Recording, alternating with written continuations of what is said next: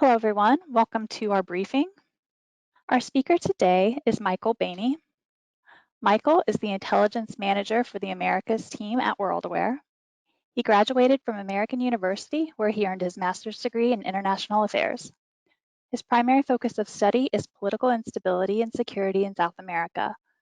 Michael is going to brief on the COVID-19 recovery in 5 countries in the Americas region. Michael? Thank you. So today I'm going to be talking about some of the biggest economies in Latin America: Brazil, Mexico, Chile, and Peru, as well as the United States. Before we move on to talk about them, I want to give a brief overview of the 4 response scenarios that WorldAware has put together. The first is the health first scenario. In it, governments prioritize health over normal business activity. It is effectively a lives over livelihood scenario. The government maintains tight restrictions that cause business disruptions, but those restrictions prevent the collapse of the public health system. The second is incremental normalization. In this scenario, governments slowly roll back restrictions. This causes moderate business disruptions, but that's the cost of not jeopardizing public health by immediately reopening the economy. Crucially, in this scenario, the public largely approves of the balance between lives and livelihoods that the government is attempting to strike. The third is the business first scenario, in which the government quickly rolls back health restrictions in an effort to prevent widespread economic problems. This has a mixed effect on businesses. While the resumption of economic activity is good for business in the short term, it could potentially pose serious risks to businesses in the long term if the disease is allowed to spread unabated. Finally, under the no normalization scenario, the government keeps its tight restrictions in place, causing severe business disruptions. This scenario differs, however, from the health first one, in that under no normalization, the public struggles to obey restrictions in a worsening economic and health environment.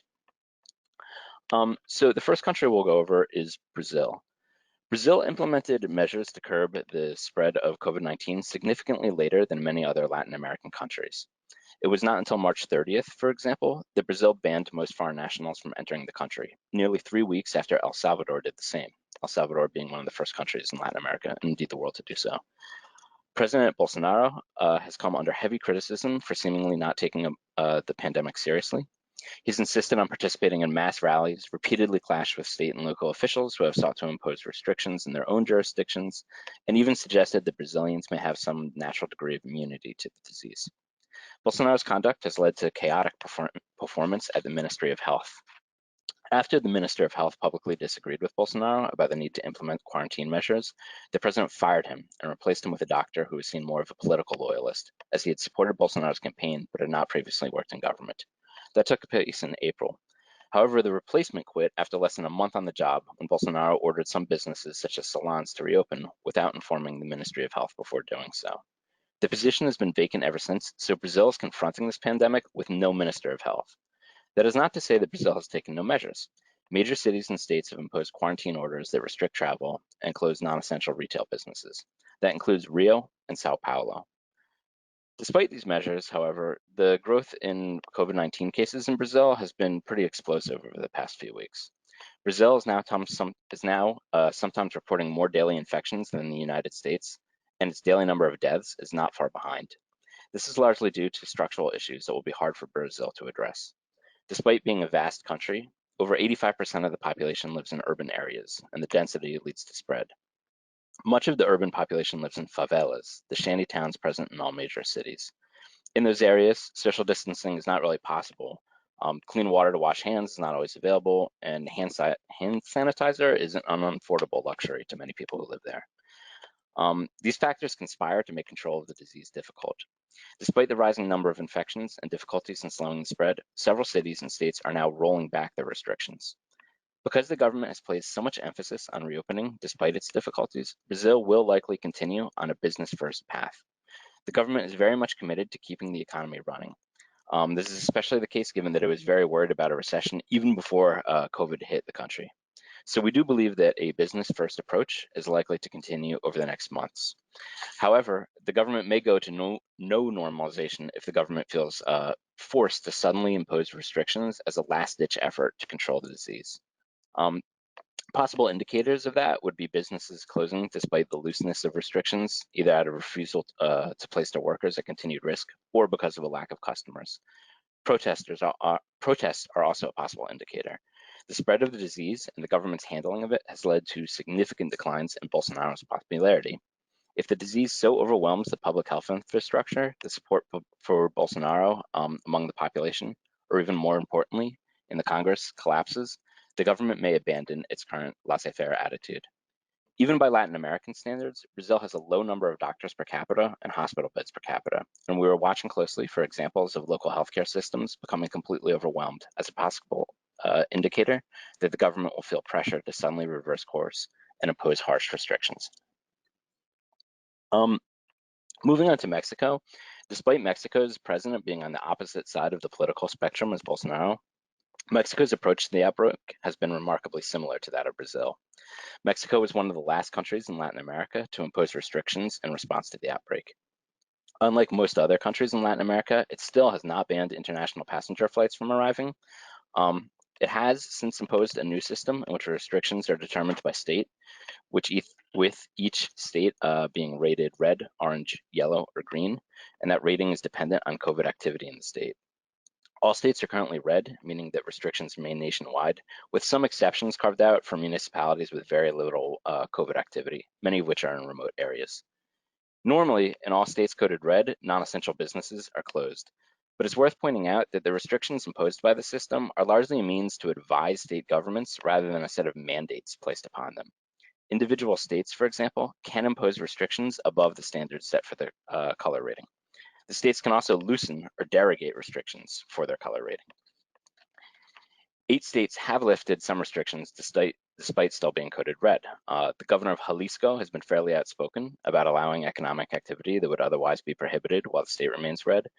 He has been joined by the governors of Aguascalientes, Michoacan, Nuevo Laredo, Tamaulipas, and Yucatan, all of whom have followed suit in loosening restrictions despite being coded red. The governors of Colima and Quintana Roo have also loosened restrictions in some parts, though not all of their states. Thus, though a designation of red theoretically means that all non-essential businesses are closed, it's already the case that some non-essential businesses are open, even though no state has moved off of its red designation. As a result, Mexico is effectively split between incremental normalization and business first. This is because the national government has made it clear that it prioritized keeping businesses running, but it did ultimately and reluctantly impose restrictions on businesses. These restrictions, however, are beginning to be loosened at the state level even before there is any consensus that such a loosening should occur. As pointed out earlier, this loosening is not happening in an even manner. While some states are loosening, others are not. We'll be looking closely at caseload and deaths in Mexico, including mortality not designated as COVID deaths. There have been some allegations of major undercounting of COVID deaths, especially in Mexico City, where non-COVID deaths are up significantly, leading to speculation that they may have been miscalculated. We'll also be monitoring adherence to the color-coded system. And another indicator that we'll be looking at is for possible change is any shift in attitude of the government towards the outbreak and its willingness to force restrictions on the states. Looking at Chile, more than anywhere else in Latin America, Chile has attempted to provide what I would call a technocratic solution to the pandemic. It has instituted finely tuned quarantine orders and cordoning off of areas based on data about the spread of the disease. Some of these have been very specific. So they've been not just a city or neighborhood in the city, but an actual area of the neighborhood. We've seen a lot of restrictions that have said things like this area of Santiago, but not the area north of this avenue, because we think that the risk is a little less there. And those restrictions have been updated once a week and sometimes multiple times a week. Chile also has a new sanitary passport system in which all people who are traveling throughout a lot of the country, and even sometimes within some cities, including Santiago, have to carry around a piece of paper that is generated by a form they fill out that rates the risk level that they have for COVID infection. And when they get to checkpoints that have been set up along roads, they are required to present that paper to authorities, and depending on the level of risk, they are required to undergo a medical screening or even prohibited in some cases if they're at very high risk of infection from entering the area. Unfortunately, that system appears to be failing as COVID cases have spiked in the recent week. And in response to that increase, Chile has rather abruptly moved towards broader restrictions. It recently issued a quarantine order for all of Santiago province, not just the city or any particular neighborhood in it, as well as some of the surrounding municipalities that are technically just outside of Santiago province. And when that order was set to expire, it actually renewed it rather than allow it to expire. So it is moving towards broader-based restrictions. Chile is in a better position to maintain such restrictions than most Latin American countries. It has a lower percentage of people working in the informal sector than most. It has a more developed economy, which means it has more white-collar workers who can work from home. It also has the fastest internet in South America, which obviously facilitates working from home. And so we do think that it will continue doing operating incremental, and so we do judge it to be incremental normalization. But it is important to mention that at this precise moment, they're actually moving towards broader restrictions rather than fewer. Um, it's also important to point out that the pandemic came as Chile was confronting a major political crisis. There's been significant unrest in Chile throughout the country since October 19th, since October 2019. Activists had planned on having a month of protests throughout March, and the first 2 weeks of March, there were disruptive protests nearly every day in Chile. This dissipated in the second 2 weeks of March as protests were canceled right when it became quite obvious the threat that the disease posed to Chile. But those protests could come back eventually. It's notable that the unrest did die down a bit after the government promised a referendum on a new constitution, but that referendum had to be postponed as a result of the pandemic, which the opposition is obviously not particularly happy about. And so we're closely monitoring that situation, which could change the way that Chile confronts the pandemic. And obviously, we're monitoring case numbers and the government's reaction to them in the various regions of the country. Unlike the other countries I've gone over, Peru quickly instituted harsh nationwide measures to prevent the spread of the disease. Those measures included a total ban on international travel, nationwide quarantine orders, a nightly curfew, and the use of the military to enforce those rules. The restrictions have proven to be fairly popular. President Martin Vizcarra has done a very good job of projecting himself as a competent leader. He holds daily press conferences explaining the nuance of the disease. He's always wearing a mask in those press conferences, and he makes a show out of engaging in social distancing from the ministers that join him in an effort to show that he is abiding by the same restrictions to which he expects all Peruvians to adhere. Unfortunately, this approach, however, does not appear to be working well. COVID death and infection rates remain alarmingly high throughout Peru. And many Peruvians blame a culture of treating the law as advisory for that. However, there are many structural problems as well. Fewer than 60% of households have a refrigerator, for example, and it's quite difficult to tell people to go out and buy food only once a week or once every 2 weeks since their food is rotting. That causes crowded markets that spread the disease. A significant portion of Lima lives in impoverished areas where social distancing is impractical or even impossible. Piped water delivery in poor parts of Lima is sporadic. It's not always 24 hours a day, and it's almost never well treated, reducing the usefulness of hand washing to combat disease. Notably, the majority of Peruvians work in the informal sector, making it unlikely that they can work from home. It also makes it unlikely that they can receive unemployment benefits or temporarily live off of pensions, which will likely push people to work illegally. The average internet connection in Peru is quite slow, complicating work from home regimes, even for white collar workers. And that could also push people to work illegally. Peru spends a significant portion of its GDP on healthcare. A significantly smaller portion of its GDP on healthcare than even most Latin American countries, meaning that there is very little reserve capacity to treat victims of a major outbreak. Notably, Peru is experiencing a shortage of oxygen right now.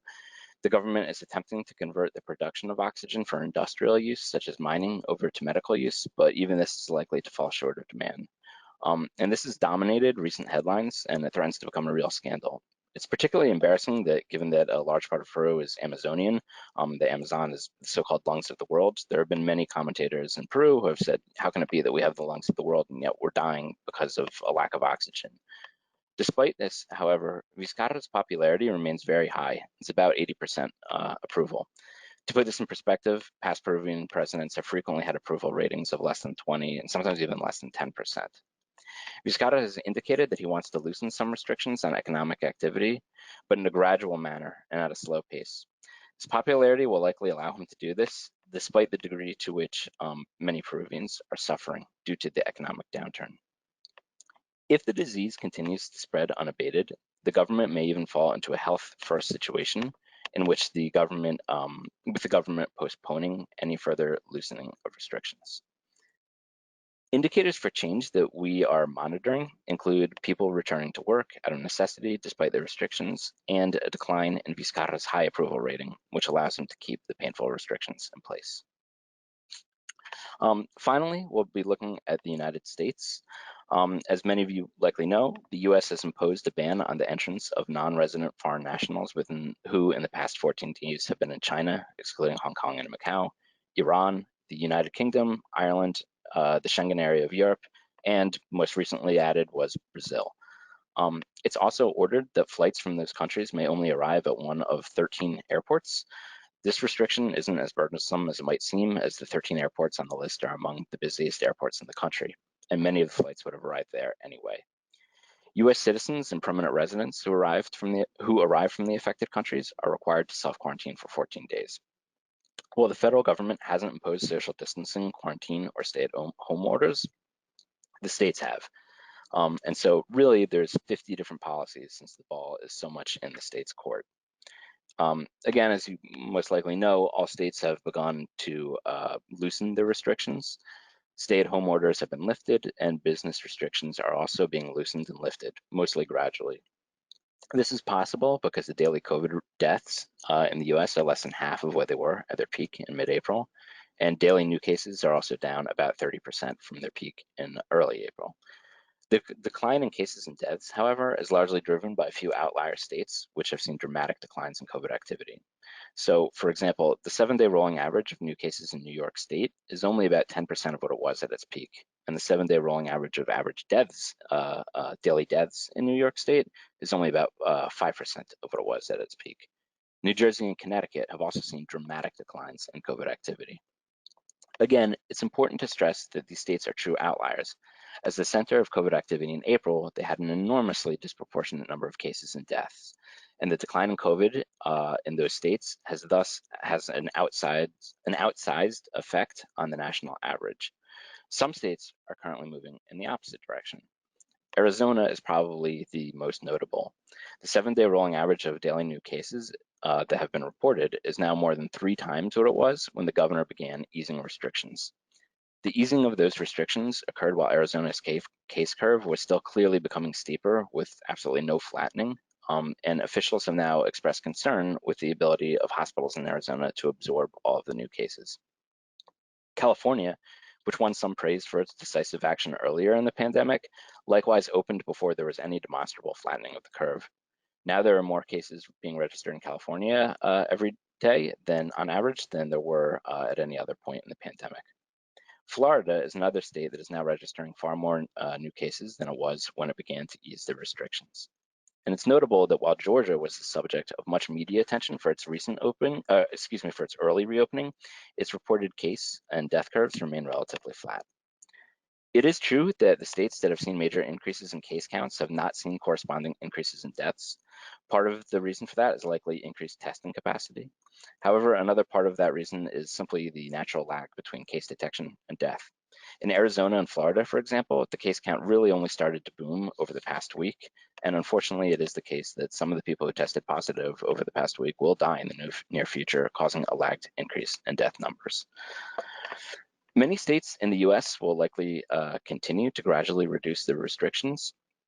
The rate at which they reduce these restrictions, however, will likely slow as caseloads go up. Even if caseloads do not go up and increase further, governors are likely to exercise a fair degree of caution in relaxing restrictions any further than they've already been relaxed. In some states, we should expect to see the reimposition of restrictions. It would be a mistake to consider the outbreak to be effectively over in any state, and major flare-ups requiring restrictive measures to be reinstated are likely. It's also important to keep in mind that while President Trump made headlines by saying that the US would not return to drastic measures, it's really up to the states. So those measures are truly up to the states. They were imposed by the states to begin with, and the federal government is not the leading actor in the imposition of such restrictions. Obviously, we will continue to carefully monitor caseloads and the ability of the healthcare system to handle them. And we're also watching decisions by the leadership of the state at the state and county levels as we determine whether or not we have to tweak which of the 4 scenarios the US will fall into. As we've seen from the case studies, the likely scenario in countries is varied across the region. Much is dependent on the attitude of local governments towards the disease. This doesn't fit neatly into a left-right political continuum. The leftist president of Mexico and the right-wing president of Brazil, for example, were both late in imposing restrictions and have downplayed the disease. But politics do matter. Peru's president is largely popular because he's seen by many in the country as an effective anti-corruption crusader. And even though this has nothing to do with COVID-19, he's channeling his popularity into long-lasting restrictions, despite the economy of the country being structured particularly poorly for such restrictions. Apart from the leadership of Latin American countries, there are three main obstacles that they face in confronting the pandemic. First, their healthcare systems are chronically underfunded and underperform even in the best of times, and they could thus become quickly overwhelmed. Second, large portions of their urban populations live in cramped quarters, often in dense shantytown areas where disease can easily spread. And third, their economies are fragile, with most unable to work from home and having very little savings to dip into. And this creates a problem in which people begin to think that it doesn't matter if they'll get sick tomorrow because they're hungry today and they thus need to return to work to earn money. Those structural issues are not as profound in the United States. And while the federal government has done little in the way of imposing restrictions, the states have picked up the slack. Now, however, several states are seeing troubling increases in COVID cases, leading to the possibility that some restrictions will need to be reimposed. This will likely be done in an uneven manner, with some states reimposing restrictions before others, or even as others do not.